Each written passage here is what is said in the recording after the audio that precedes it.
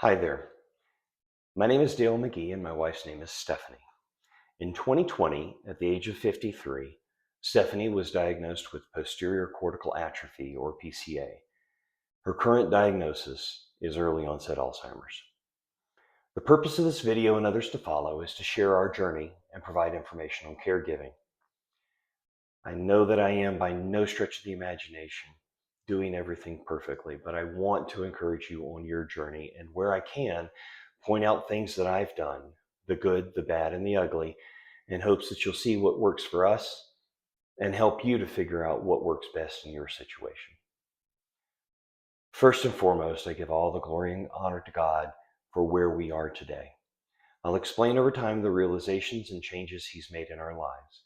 But without Him, we would not be doing as well as we are on the path He's laid in front of us. In 2020, it was undeniable that there was something going on with Stephanie. She was not herself. She struggled to read and write and was having difficulty driving to the point of scaring me. Now looking back, I can see issues to at least 2017 during a road trip we took through parts of Europe. And my daughter has also noticed things back as far as 2015. I finally convinced Stephanie we needed to see the doctor and figure out what was going on. In a relatively short time, we had an appointment to see a neuropsychotherapist for cognitive testing. These tests showed that Stephanie was having issues with her visual processing and following instructions, and led to an initial diagnosis of PCA, which is a lesser known about form of dementia. It's where the posterior cortical region of the brain, or the back of the brain, starts to atrophy, causing issues with visual processing. It does not normally lead to blindness, although the symptoms can present themselves in a similar fashion. For Stephanie, they first manifested themselves in her peripheral vision. From there, we went to see a neuro-ophthalmologist who confirmed the PCA. We were very fortunate that this neuro-ophthalmologist specialized in PCA, and she informed us that the underlying cause of PCA in 90% of all patients was Alzheimer's disease. This was devastating to Stephanie because it had been one of her worst fears. Stephanie's maternal grandmother and aunt have both passed from Alzheimer's disease. One of her worst trials, while still cognitively aware, was her loss of independence, especially because I took her keys away and could no longer let her drive for her safety and that of others. Along with this, she started to get confused and couldn't understand nor remember even simple things, tasks, chores, etc. Fast forward to the end of 2022, and Stephanie's diagnosis had progressed from PCA with Alzheimer's to Alzheimer's with PCA, and she's shown a steady decline ever since. Before the diagnosis, I was praying for an operable tumor or something else to explain what was going on.